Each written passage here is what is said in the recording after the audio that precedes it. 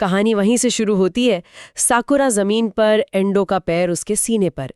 साकुरा का मन वो कहीं और चला जाता है ना, अपने दोस्तों को याद करने लगता है। हाँ, कि इन्हीं लोगों की वजह से वो फ्यूरिन में रुकना चाहता है। उसे इन सब के साथ रहना पसंद है। हाँ। उसे फ्यूरिन की वो जगह पसंद है, यहाँ तक कि उसे वहाँ की हवा, वहाँ की महक अच्छी लगती है। वो मानता है कि ये पहली जगह है जहाँ उसे सच में खुशी मिली, जहाँ वो अपने पैरों पर खड़ा हो सका। मतलब वो जगह उसके लिए बहुत मायने रखती है। बहुत ज्यादा। और इसीलिए किसी भी कीमत पर वो फ्यूरिन को बचाना चाहता है। वो साकुरा की छाती पर पैर रखे हुए, ऊपर से नीचे देखते हुए उसे ताना मारता है। कहता है, हाँ, तेरे दोस्त काफी अच्छे हैं, मान लिया, लेकिन क्या उन्होंने तुझे ये बताया कि जहां तक मैं देख पा रहा हूं, तू तो एक चलते फिरते बदकिस्मती की निशानी है। ओह। वो आगे कहता है, मैं तेरे अंदर डर और आत्मगिलानी भर दूंगा। धमका रहा है। बिल्कुल।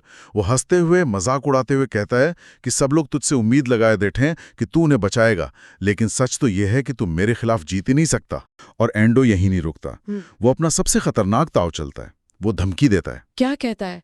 कहता है, और सुन, इससे भी बुरा क्या होगा अगर तूने मेरे साथ चलने से इनकार किया, तो जिन लोगों से तू इतना प्यार करता है, जो लोग तुझे इतना पसंद करते हैं, उन सब का अंजाम बहुत भयानक होगा। अरे बाप रे, ये तो सीधी सीधी ब्लैकमेलिंग है। ये धमकी सुनते ही साकुरा के अंदर का डर तो मतलब 100 गुना बढ़ गया होगा। उसके कानों में बस नहीं नहीं, ऐसा नहीं हो सकता गूंज रहा होगा। हाँ, उसे लगने लगता है जैसे उसके दोस्त सचमुच उससे दूर जा रहे हैं, उसे पीछे छोड़ रहे हैं और चीख चीख कर कह रहे हैं कि ये सब उसकी वजह से हो रहा है। और इस भयानक दबाव में साकुरा लगभग टूट जाता है। वो सोचता है, अगर सजा मुझे नहीं मिल रही है तो कम से कम मेरे दोस्त तो बच जाएं। मैं नहीं चाहूंगा कि मेरी वजह से उन्हें कुछ हो। और एंडो ये देखकर क्रूरता से मुस्कुराता है। उसे पता है कि उसका तीर निशाने पर लगा है। साकुरा लगभग हार मानकर कहने ही वाला होता है, हाँ ठीक है, मैं तेरे साथ चलने को। तभी अचानक पीछे से एक जोरदार आवाज गूंजती है, साकुरा। साकुरा। एकदम सही टाइम पर। हाँ, और इससे पहले कि कोई कुछ समझ पाता, हवा में एक साया लहराता है और एंडो को एक जबरदस्त लात पड़ती है, जिससे वो साकुरा से दूर जा गिरता है। और ये बचाने वाले कौन थे?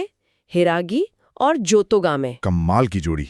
हिरागी की बिजली की तेजी से पड़ी लात ने एंडो को असंतुलित कर दिया। साकुरा को बचाने के लिए 2 बेहद ताकतवर योद्धा मैदान में आ चुके हैं।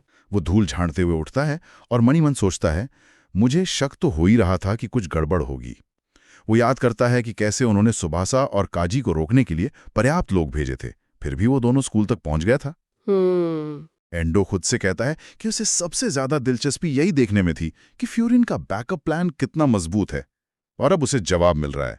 लगता है फ्यूरिन ने अपने पिछले अनुभवों से काफी कुछ सीखा है। लेकिन जोतोगामे को वहां देखकर एंडो की हैरानी और गुस्सा दोनों बढ़ जाते हैं। हाँ, क्योंकि जोतोगामे तो शिशितुरन गैंग का है। ये तो एकदम अनएक्सपेक्टेड था। बिल्कुल। एंडो का दिमाग तेजी से चलता होगा। ये शिशितुरन वाले यहाँ क्या कर रहे हैं? बोफुरिन और शिशितुरन का साथ आना तो नामुमकिन है। ये तो तेल और पानी की तरह है, कभी मिल ही नहीं सकते। हाँ, वो अंदाजा लगाता है कि जरूर इसके पीछे उमेमिया का हाथ होगा, वही ये कमाल कर सकता है। शायद। लेकिन फिलहाल एंडो का सारा गुस्सा इस बात पर है कि उसका मजेदार खेल, जहां वो साकुरा को मानसिक रूप से तोड़ रहा था, इन दोनों ने आकर बिगाड़ दिया। उसका मजा किरकिरा कर दिया। हाँ, वो झुंझलाकर अपना सर पकड़ लेता है और चिल्लाता है, अरे यार, अभी तो मजा आना शुरू ही हुआ था, तुम दोनों कहां से टपक पड़े। उधर साकुरा जमीन पर पड़ा हुआ हिरागी और तोगामे को देखकर हक्का बक्का है। उसे अपनी आंखों पे यकीन नहीं हो रहा होगा। बिल्कुल। हिरागी आगे बढ़कर साकुरा से कहता है, हाँ यार, पता है तू नहीं चाहता था कि हम बीच में पड़ें, लेकिन हालात ऐसे थे कि हमें दखल देना पड़ा, तो माफ करना। और तोगामे भी सहमत है। हाँ, तो टोगामे भी सहमति में सिर हिलाता है और साकुरा से माफी मांगता है कि उन्होंने उसकी लड़ाई में टांग अड़ाई। तभी भागते हुए सू और निरेई भी वहां पहुंच जाते हैं। साकुरा के खून से लथपथ हालत देखकर दोनों बुरी तरह घबरा जाते हैं। निरेई दौड़कर पूछता है, साकुरा भाई तू ठीक तो है ना?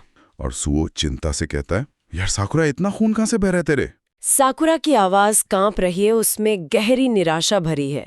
वो कहता है, ये सारा मामला, ये लड़ाई, सब लोगों ने मुझ पर छोड़ी थी। तुम सब मुझ पर भरोसा कर रहे थे। और फिर उसकी आवाज टूट जाती है, लेकिन मैं बहुत ज्यादा कमजोर हूं। ये शब्द सुनकर सब सन्न रह जाते हैं। मतलब एंडो कामयाब हो गया था उसे तोड़ने में।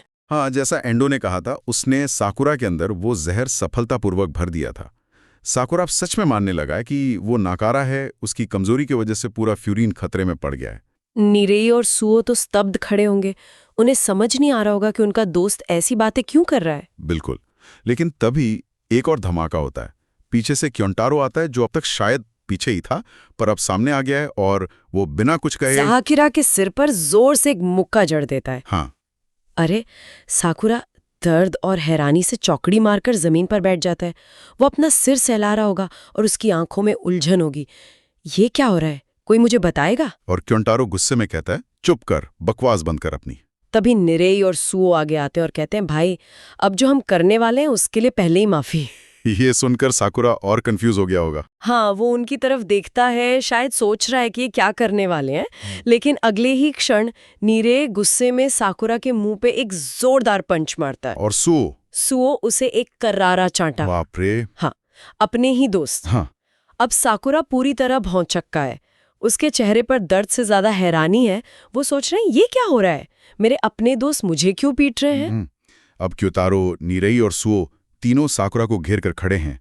उनके चेहरों पर गुस्सा है और शायद चिंता भी।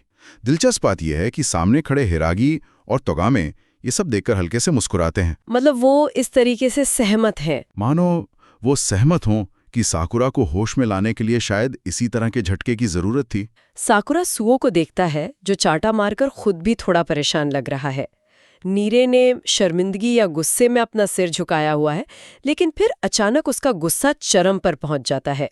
क्या करता है वो अपना सिर उठाता है, उसकी आंखों में ज्वाला है। वो सीधा साकुरा का कॉलर पकड़ लेता है और चीख कर पूछता है, क्या बकवास किए जा रहा है तू? और साकुरा? साकुरा उसकी आंखों में झांकते हुए बस हैरान खड़ा रह जाता है।